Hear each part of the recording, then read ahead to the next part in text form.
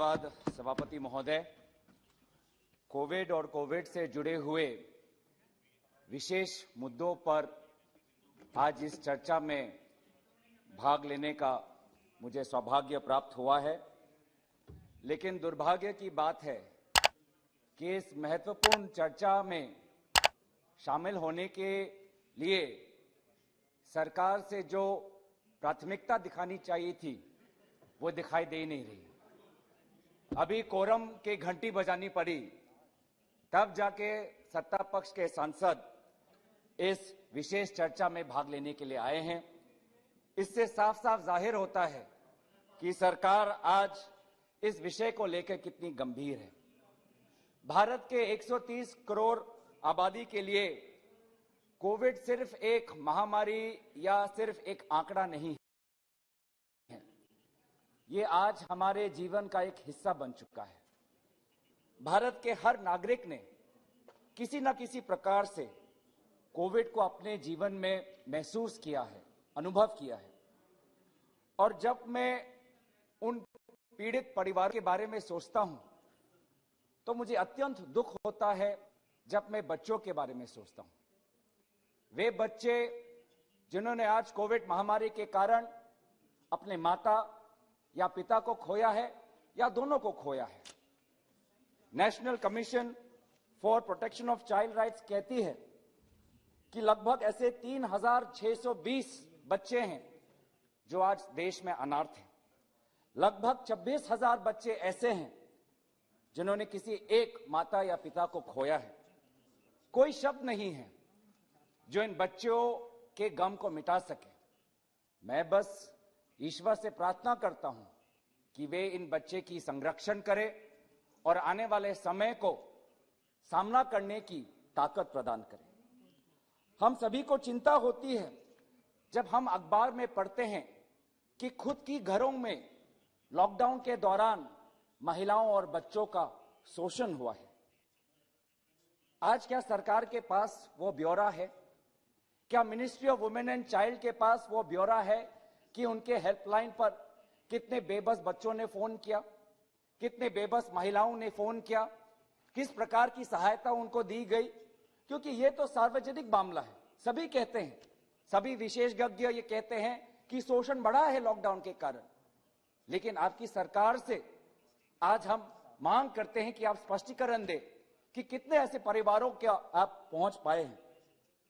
आज लोग भूख और कुपोषण से तड़प रहे हैं और ये मैं नहीं कह रहा, ये ग्लोबल हंगर इंडेक्स 2021 कहता है, जो दर्शाता है कि जहां भारत 116 देशों के तालिका में आज 106 नंबर पर 101 नंबर के स्थान पर है। आपके ही नेशनल फैमिली हेल्थ सर्वे, उसमें यह दर्शाया गया है कि आज बच्चों के बीच में अनीमिया बढ़ा है।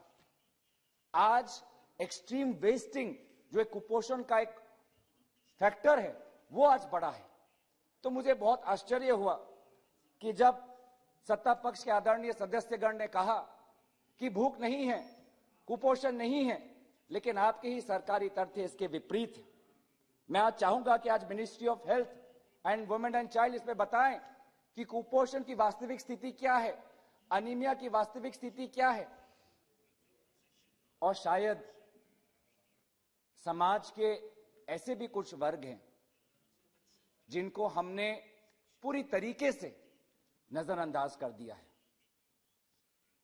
कितने दिव्यांग बच्चों को पिछले 1.5 साल में ऑनलाइन शिक्षा मिली, कितने दिव्यांग लोगों को पिछले 1.5 साल में वैक्सीन मिला, कितने दिव्यांग लोगों को पीडीएस का राशन मिला। क्या ये ब्यौरा आज इस सरकार इस चर्चा में दे पाएगी? क्या मिनिस्ट्री ऑफ कंज्यूमर अफेयर्स, क्या मिनिस्ट्री ऑफ सोशल अफेयर्स, क्या मिनिस्ट्री ऑफ फाइनेंस ये बता पाएगी कि हमारे दिव्यांग समाज को हमने किस प्रकार संरक्षण दी? मुझे सच में अफसोस महसूस होता है कि आज हम ये कोविड की चर्चा क्यों कर रहे हैं।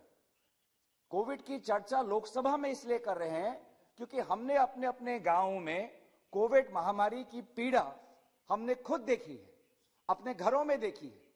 आज भी 2 टीका लगने के बावजूद भी आपके ही समष्टि में, आपके ही क्षेत्र में लोगों की मृत्यु हो रही है। वो बूढ़े हो सकते हैं, वो जवान हो सकते हैं, लेकिन लोगों की मृत्यु आज भी हो रही है। ये सच्चाई है। लेकिन मुझे बहुत अफसोस होता है कि सरकार आज जिस समय लोगों के प्रति सहानुभूति दिखानी चाहिए, लोगों के इस दर्द के समय, इस दुख के समय उनके साथ शामिल होना चाहिए, आप एक विशेष व्यक्ति की छवि को बचाने में लगे हुए हैं। आप अपनी ही छवि और अपनी ही पीठ को थपथपाने में लगे हैं। क्या आप भूल गए दूसरी महामारी में जब दूसरा लहर आया तो क्या स्थिति थी? क्या आप भूल गए कि आज भी हमारे दादा दादी आज घर से बाहर नहीं निकलते, उनको डर लगता है? क्या आप भूल गए हैं कि आज भी हमारे बच्चों को हम स्कूल नहीं भेजते क्योंकि हमको डर लगता है कि उनको कोविड हो जाएगा? आज डर और तनाव का माहौल है। लेकिन आप जिस प्रकार से छाती फैलाकर हंस हंस के प्रधानमंत्री मोदी जी का जय जय गान कर रहे हैं, यह गलत है। इस रास्ते पे मत जाइए, क्योंकि जब प्रजा आपसे सुनेगी, जब प्रजा आपसे सुनेगी तो प्रजा को लगेगा, लोगों को लगेगा कि हां कोविड चला गया। फिर प्रजा को लगेगा कि क्यों हमको कोविड का दूसरा टीका लगाए। मोदी जी ने कहा, सत्ता पक्ष ने कहा कि कोविड पे जीत हमने हासिल कर ली, तो क्यों हम मास्क पहने, तो क्यों हम दूसरा टीका लगाएं। तो लोगों के बीच में ये गलत आप मैसेज दे रहे हैं कि आज कोविड के लेके सतर्क मत हो। दुनिया ये गवाह है, इजराइल और अमेरिका में जहां पे 80% लोगों को 2 डोज मिल चुका है, वहां पर भी तीसरी लहर का संकट है। आज ओमाइक्रॉन वहीं से आ रहा है। लेकिन आज आप भारत के आवाम को क्या संदेश दे रहे हैं? कोई डरने की बात नहीं, कोई कोविड से डरने की बात नहीं। आप आइए, आप निर्वाचन में आइए, आप ऐसे करिए। आप भारत को सतर्क करने के लिए कहिए। प्रधानमंत्री जी ने कहा है, लेकिन आपके सत्ता पक्ष के जो सदस्य, उनके भाषण में मैंने चेतावनी की, मैंने बातें नहीं सुनी।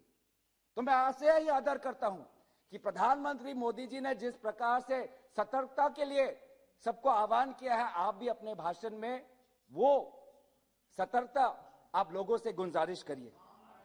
आज मुझे याद आता है कि 2021 के प्रारंभ में, जनवरी में डावोस में जाकर प्रधानमंत्री जी ने कहा कि भारत ने कोविड पर विजय हासिल कर ली। क्या डावोस में वर्चुअल समिट में जब हुआ था तब उन्होंने कहा था? क्या आप भूल गए? जनवरी 2021 में आप, हमारे प्रधानमंत्री ने दुनिया के सामने बोल दिया कि भारत ने विजय हासिल की। और उसके बाद क्या नतीजा हुआ, क्या वास्तविकता है, हम सबको पता है। आप लोगों को क्रोनोलॉजी शब्द से बहुत लगाव है, तो क्रोनोलॉजी थोड़ा मैं भी आपको याद दिलाना चाहता हूं। 2020 के फरवरी माह में 12 तारीख को हमारे नेता राहुल गांधी जी ने कहा था कि कोविड को लेकर सरकार सतर्क रहे। लेकिन उस समय के सरकार ने हम पे हंसे थे।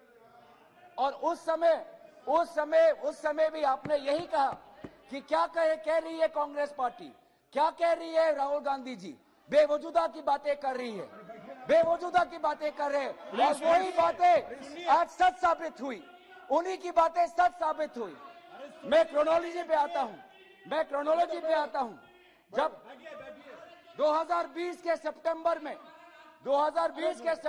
राहुल गांधी जी ने कहा कि वैक्सीन पे ध्यान दीजिए, भारत को के लोगों को वैक्सीन दीजिए, वैक्सीन का कवच दीजिए। उस समय भी आप लोगों ने यही आरोप हम पे लगाया कि क्या बात कर रही है कांग्रेस पार्टी, क्या बात कर रहे हैं राहुल गांधी जी, क्यों लोगों के बीच में डर फैला रही है। लेकिन अगर आपने हमारी बात सुनी होती तो जिस समय भारत के लोगों को वैक्सीन की जरूरत थी, आज वो उस समय आप वैक्सीन विदेश नहीं पहुंचाते। जिस समय हमें अपने देशवासियों को वैक्सीन देना था, आपने वैक्सीन बाहर दूसरे देशों को दी। आज मैं दोबारा राहुल गांधी जी ने, क्रोनोलॉजी में बताता हूं, तो राहुल गांधी जी ने मई महीने में कहा था कि आज आप आर्थिक व्यवस्था पे जोर दीजिए, क्योंकि कोरोना और लॉकडाउन के कारण जो आर्थिक व्यवस्था पे प्रभाव पड़ेगा उसके लिए हमें तैयार होना है। उस समय भी आपने यही आरोप लगाया कि डर फैला रहा है राहुल गांधी, झूठ बोल रहा है, अफवाह फैला रहा है। फिर क्या हुआ नतीजा? पिछले साल 10% हमारी जीडीपी घटी। आप जाइए अपने गांवों में, आप पूछिए, मेरी बात मत मानिए, आप अपने ही गांव में जाके अपने ही लोगों से पूछिए क्या बेरोजगारी कमी है या बढ़ी है। क्या जिस समय जिस तरीके से कोविड से पहले उनका व्यापार चल रहा था, क्या आज चल रहा है? आप पूछिए अपने घरों में जो लोग काम करते हैं, आप उनसे पूछिए कि पहले उनके घरों में 2 व्यक्ति की नौकरी थी, आज 2 में से किसी एक को नौकरी का सुविधा मिल रहा है और एक व्यक्ति पूरे अपने आमदनी पर अपना घर चला रहा है। आप शायद इन बातों को नजरअंदाज करें, पर मुझे विश्वास है कि जो आज की वास्तविक हालात है, वो उस हालात को मैं आपके सामने प्रकाशित कर रहा हूं। आप चाहे जितना मेरे पे चिल्ला ले, आपके पास संख्या है, आप 300 है, लेकिन भारत के 130 करोड़ आबादी की जो सच्चाई है उसको आप परे नहीं कर सकते, उसको आप नजरअंदाज नहीं कर सकते। इन लोगों ने आपको चुना है, इन लोगों को आपसे अपेक्षा है कि जब महामारी आएगी और हम सरकारी अस्पताल में जाएंगे तो कोई हमारा ख्याल रखेगा। प्रधानमंत्री मोदी जी ने हमसे ताली बजवाया, तो जब हम प्रधानमंत्री मोदी जी के सरकारी अस्पताल में जाएंगे तो हमको बिस्तर मिलेगा, हमको वेंटिलेटर मिलेगा, हमको ऑक्सीजन मिलेगा, हमको दवाई मिलेगा, हमको डॉक्टर मिलेगा। और क्या हुआ? आज वेंटिलेटर, एक समय पे वेंटिलेटर और ऑक्सीजन की इतनी कमी थी कि आपको विदेश से लाना पड़ा। ये थी आपकी तैयारी कि विदेश से आपको भीख मांगना पड़ा कि दीजिए, आज हमारे पास वेंटिलेटर नहीं है, कॉन्सेंट्रेटर नहीं है। क्या आपको 2020 में पहली लहर में अंदाजा नहीं था कि कोविड के कारण हमारे फेफड़ों पर असर पड़ता है? 2020 में ही आपको ऑक्सीजन और वेंटिलेटर और बिस्तर की आपको पर्याप्त इंपोर्ट नहीं करनी चाहिए थी कि 2021 में आप इतने देरी आपको हुई? आज इसीलिए बेबस महसूस कर रहा है, लोग पूछ रहा है कि कहां है मेरी सरकार। मैं गया सरकारी अस्पताल में, मुझे भेजा वहां, मैं अस्पताल के अंदर मैं घुस भी नहीं पाया, ना एम्बुलेंस थी, मेरे हाथ में मेरे पिता का लाश है, पर उसको मैं बिस्तर तक मैं नहीं लेटा पाया। कोई नहीं भूला मां गंगा के गोद में वो लाशें जो बह रही थी, कोई नहीं भूला जो गंगा नदी के तट पे जो सुलगती हुई जो सारे वो चिंगारी थी, हमारे ही चिताएं थे। हमारे ही युवा कांग्रेस ने ऐसे 500 व्यक्ति जिनकी कोविड के कारण मृत्यु हुई थी, उनको जल विसर्जन, उनके अस्थियों को जल विसर्जन कराया। आप बैठिए प्लीज डोंट इंटरफेयर प्लीज। लेकिन यू कैन टॉक। लेकिन जितना मैं आप लोगों को आज सच्चाई आपको दिखा रहा हूं, उतनी मैं प्रशंसा भारतवासियों की करना चाहता हूं, क्योंकि भारतवासियों में एक अंदरूनी ताकत है कि चाहे परिस्थिति चाहे कितनी भी कठिन क्यों ना हो, पार करने की ताकत, क्षमता और हौसला उनमें है। आज अपने बच्चे को ही देख लीजिए, 1.5 साल से अब अपने दोस्तों के साथ ना पढ़ पाए हैं ना खेल पाए हैं, लेकिन आज भी हंसते हैं, खिलते हैं। आज आप देखिए लोगों के पास आज नौकरी हाथ से जा रही है। पहले घर में 2 व्यक्ति 3 व्यक्ति नौकरी करते थे, आज नोट के हाथ में एक ही व्यक्ति नौकरी कर रहा है, घर पे बेटा बेरोजगार बैठा हुआ है, लेकिन आज भी ईमानदारी से हर वो व्यक्ति हर दिन काम पे जाता है और ईमानदारी से काम करता है। और इस समय पर सरकार इतनी क्रूर हो सकती है, मैंने कभी नहीं समझा कि जहां पे बेरोजगारी, जहां पे कोविड की महामारी, आपने क्या थोपा? एलपीजी गैस की दाम में बढ़ोतरी।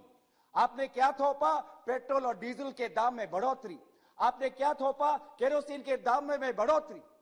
क्या यह समय था? क्या यह समय था कि आप गरीब से आप पैसा ले?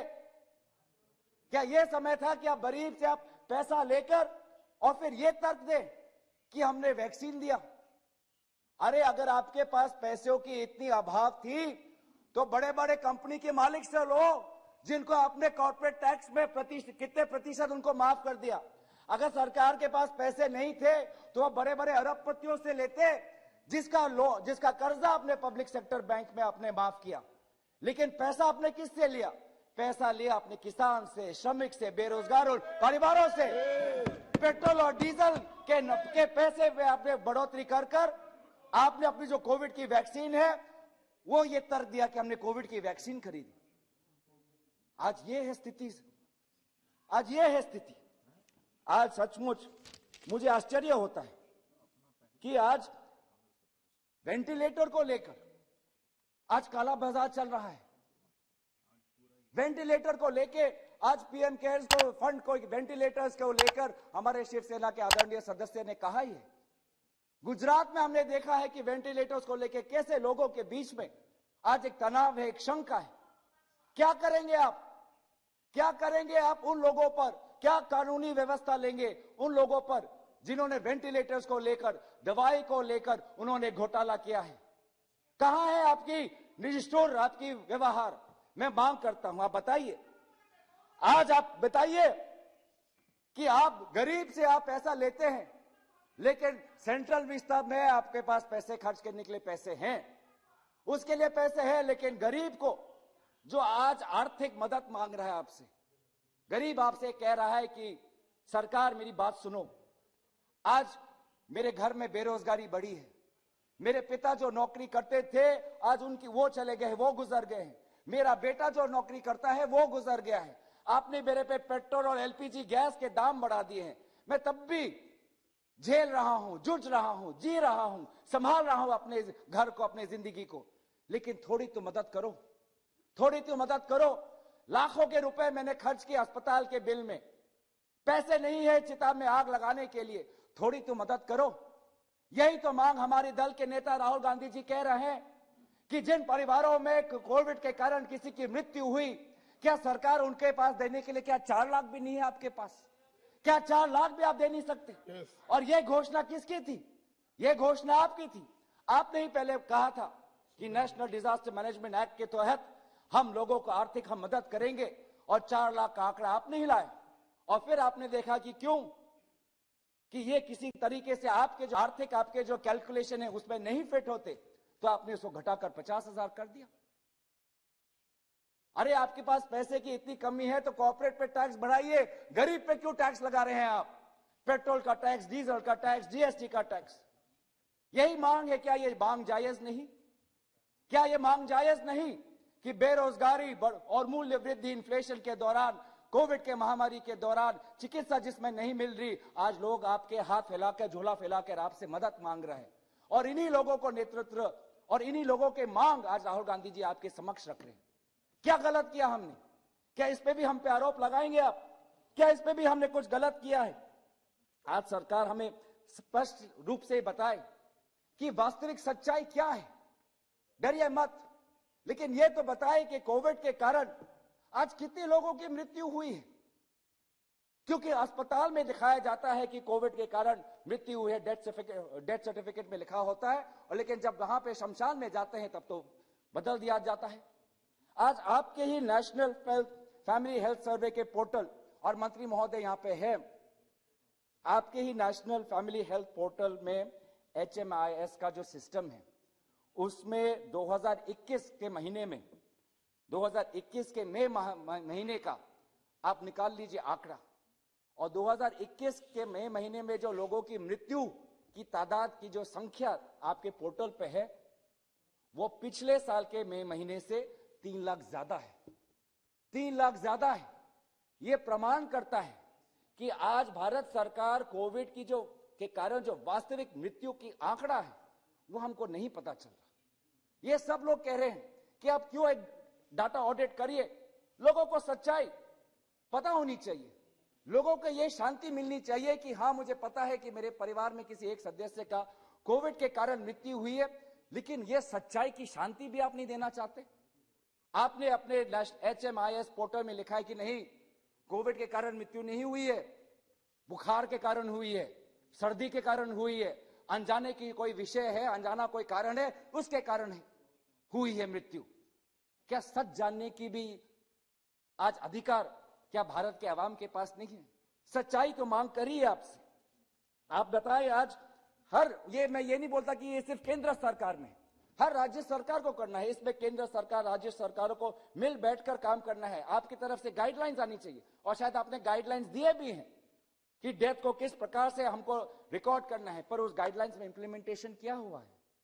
हमारे पास हमने देखा है कि 2020 में मदुराई में एक स्टडी हुआ था, मदुराई शहर में एक स्टडी हुआ था 2020 में, उसमें दिखाया दिया गया है कि वास्तविक में जितने लोगों की मृत्यु हुई है उसमें से सिर्फ 11% को कोविड के कारण ये बताया गया है, जबकि संख्या और बड़ी होनी चाहिए। यही तो आप लोगों की जवाबदेही है। इसलिए तो हम सदन में आते हैं, ये टोका टोकी करने के लिए नहीं, ये जानकारी, ये सच्चाई लोगों के सामने लाने के लिए हम पार्लियामेंट में आते हैं। और आपने क्या किया कि पहले दिन आके ही आपने बिल ऐसे निकाले लोकसभा में जिस पे चर्चा नहीं हुई, और राज्यसभा में 12 लोगों का आपने निलंबन कर दिया। क्या आप नहीं चाहते कि चर्चा हो? आप तनाव का एक माहौल पैदा कर रहे हैं पार्लियामेंट में। हम चर्चा के पक्ष में हैं। हम चाहते हैं कि आपने जो अच्छा काम किया है उसकी आप वाह ले, और जो आपने काम नहीं कर पाए उसका भी श्रेय ले। लेकिन अफसोस की बात है कि जब विफलता की बात आती है तो इल्जाम लगता है विपक्षी दलों पे, जब विफलता की बात आती है तो इल्जाम लगता है राज्य सरकारों पे, पर जब श्रेय लेने का समय आता है तो श्रेय जाता है सिर्फ एक व्यक्ति को। यह कैसा नेतृत्व हुआ? नेतृत्व का मतलब कि सफलता भी उनकी और विफलता भी उनकी। यह नेतृत्व का नहीं स्वीकृति है कि विफलता आपकी और सारी सफलता मेरी। यह नेतृत्व का चरित्र नहीं है। आज मैं आपसे मांग करता हूं कि आज आप हमें स्पष्ट करिए कि आने वाले समय में क्या होने वाला है। आपने प्राइवेट सेक्टर, निजी सेक्टर को 25% वैक्सीन लेने का आपने अधिकार दिया। कितना वैक्सीन उन्होंने लोगों के बीच में दिया? क्या यह ब्यौरा है आपके पास? आज वैक्सीनेशन को भी आपने आउटसोर्स और प्राइवेटाइज कर दिया। आप बताइए कि प्राइवेट सेक्टर में जो 25% वैक्सीन उनके पास है, कितने यूटिलाइज हुए हैं, कितने अंडर यूटिलाइज हुए? क्योंकि हमको जानने में आया है कि आज प्राइवेट सेक्टर के पास, प्राइवेट अस्पतालों के पास वैक्सीन तो है, लेकिन लोगों के बीच में जिस प्रकार से डिस्ट्रीब्यूट करना था वो नहीं कर पाए। आज आपसे हम जानना चाहते हैं कि बूस्टर डोज पे आपकी क्या स्थिति?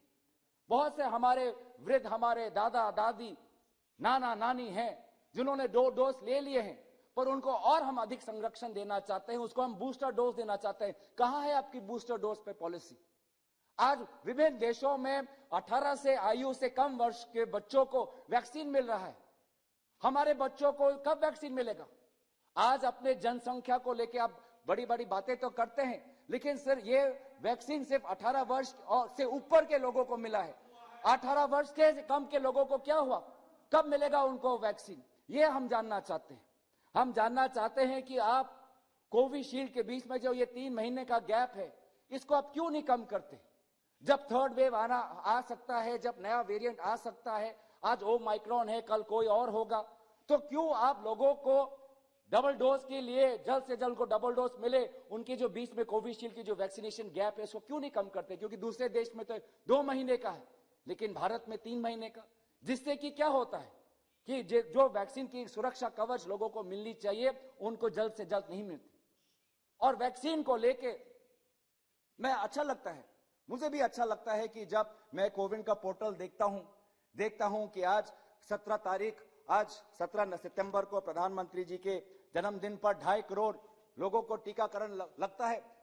मुझे भी अच्छा लगता है कि चाहे जितने और लोगों को टीकाकरण मिले उससे वो और सुरक्षित होंगे, तो इससे हम भी सुरक्षित महसूस करते हैं। लेकिन हम क्या देखते हैं कि 17 तारीख को तो आपने 2.5 करोड़ टीका लगा दिया, लेकिन उससे एक दिन पहले सिर्फ आपने 1.63 करोड़, उससे 2 दिन पहले सिर्फ 96,000। ये मैं बता रहा हूं, ये असम का, कि आप ये असम का बता रहा हूं मंत्री महोदय, कि ये आपने 2.5 करोड़ आपने लगाए 17 सितंबर को। ये 2.5 करोड़ आंकड़े पे आप कैसे पहुंचे, उसका उदाहरण मैं असम को देना चाहता हूं। असम को भी 17 सितंबर को 7.9 लाख वैक्सीन दिए गए थे प्रधानमंत्री जी के जन्म तिथि पर। 7.9 lakhs on 17th September. But 1 day before that, it was 1.63 lakhs. 2 days before that, it was 96,000 only. And 4 days before that, it was 2 lakhs. So leading up to the Prime Minister's birthday, vaccine level is at this. 2 days before Pradhan Mantri's birthday, vaccine level drops. And then on the day of Pradhan Mantri's birthday, it jumps. And on the day after, it falls. How is that possible? How is that possible? It should continue. It should continue at that same level. आप देखिए, आप मुझे 18, 19, 20, 21 सितंबर का मुझे ब्यौरा दीजिए, आप मुझे अक्टूबर महीने का ब्यौरा दीजिए और मेरे नवंबर का ब्यौरा दीजिए कि अगर आपने एक प्रकार का ऐसा एक जन जागरण आपने पैदा कर दिया कि एक दिन में 2.5 करोड़ लोगों को आपने वैक्सीन दी, बधाई उस बात को, लेकिन वो 2.5 करोड़ आपने अगले हफ्ते, अगले 2 महीने तक क्यों नहीं रख पाए? क्यों दोबारा बार बार कभी 30,000 कभी 50,000? मैं आसाम की बात कर रहा हूं, ऐसे ऐसे बात हो रही है, ये अप एंड डाउन क्यों हो रहा है? तो इसीलिए हम चाहते हैं कि ये जो काम आप कर रहे हैं इसको आप सादगी से करिए, इसको आप ईमानदारी से करिए। हम कोविड योद्धा के हिसाब से सबको नमन करते हैं, सबके प्रति हम आभार व्यक्त करते हैं, उन डॉक्टरों के प्रति, उन नर्स के प्रति और विशेष रूप से उन आशा कर्मी के प्रति।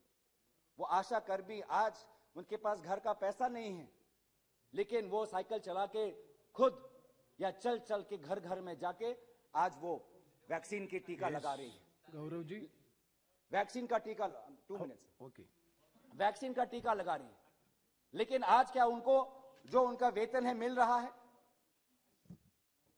2 महीने से कुछ कुछ लोग अपने वेतन के लिए तड़प रहे हैं। शाहजहांपुर में जब उत्तर प्रदेश के पास मुख्यमंत्री के रैली में जब आशा कर्मी जाते हैं तो पुलिस के लोग उन पे लाठी बरसाते हैं। ये कैसा कोविड योद्धा का सम्मान हुआ? आपने दर्जा तो दिया, लेकिन जो आपको सहायता करनी चाहिए थी, आर्थिक सहायता करनी चाहिए थी आशा कर्मियों की, उन महिलाओं की, आपने नहीं की। उन आशा कर्मियों के कारण ही इतिहास में जब यूपीए की सरकार थी, हमने पोलियो को खत्म किया था, वो घर घर में जाए थे। तब उस समय में हमने प्रधानमंत्री मनमोहन सिंह जी का फोटो हमने सब टीका पे नहीं लगाया था, हमने बस अपना काम किया था। हमारा कर्तव्य है कि हम घर घर में जाएं, जन जागरण पैदा करें, विभिन्न संगठनों की सहायता लें, डीजी सेक्टर, एनजीओ सेक्टर, और तब जाके हमने पोलियो को हमने खत्म किया। आपको क्या है? आपको प्रचार से है, हर वैक्सीन पे आपको प्रधानमंत्री मोदी जी का आपको फोटो लगाना है। किसी देश में ऐसा नहीं है कि वैक्सीन के सर्टिफिकेट में कि प्रधानमंत्री का फोटो। आज इसीलिए आज हमने इस कोविड से हमने क्या सीखा है?